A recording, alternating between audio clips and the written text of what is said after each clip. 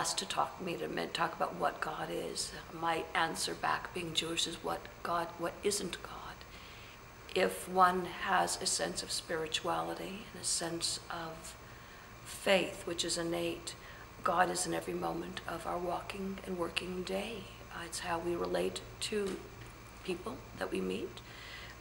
To simplify it, it really is truthfully the 10 Commandments, although there is an 11th, which is alluded to but not discussed. It's how we treat each other.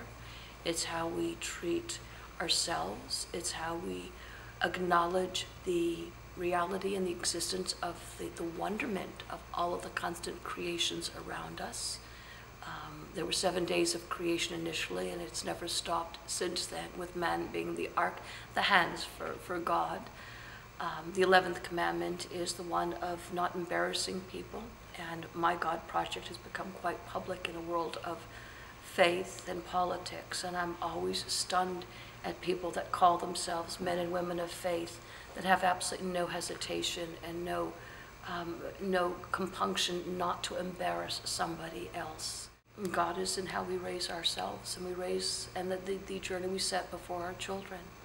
It can be done in a synagogue, it can be done in private, it can be done in public. The point is the doing of it. There's 613 mitzvot. It's not an obligation to do all of them, it's an obligation to do a few of them, and one at a time, but for no other purpose than because someone wants it. And in these days and times, I think people are getting lost in the understanding of want and desire and how to fulfill something which is really so simple, which is having something to believe in. In my God project, I've become quite well known for locating sites in the capital that show faith, and sites in the capital that people go by every day and don't even know that they're sitting there. And I love to teach the humor of some of the things. One of the images that appeared in the Supreme Court case, Van Orden versus Perry, and it's a very stoic woman leaning on a tablet and her hands are like this. Well, that's part of the story, that she's outside the Reagan building. The humor in the story and the irony is that that used to be the place with the red light section of DC years and years ago. And I want people to find humor in religion. It's not an obligation. It's not something to be afraid of. When I went to Stern College, there were people that were afraid that they have to cut their fingernails off before they got married, and they had grown the long dagger type fingernails, or that they'd have to shave their head. It's not an obligation of not. It's an obligation of here's a red light, here's a green light, and we're given by God the ability to decide the amber. Do we raise the light or do we sit through it? It's all about choice.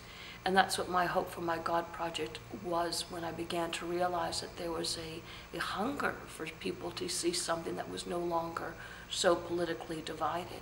So that's where I bring people back to faith, is to find the humor, find a way to do something that at the end of the day that makes you feel good and makes somebody else feel good. The reality of faith and God and life is we have no control over it, but we make decisions, and in those decisions we have to accept and absorb the repercussions. I think God is a guidepost or a lamp to show us how to not have the regret at the end of the day. It's a simpler way of looking at it. It's not how many times a day you daven. It's not if you're pointing in the correct direction or not. You are embodying God and the creation of the world and the writing of the commandments. If you see a stranger and you say hello, or if you see someone that looks fat and you walk by and you find something pretty to say about them that makes them smile. It may be the only smile of their day or their week or their month. We don't know that. So I really truly do see us all as being emissaries of God on earth and acting through kindness.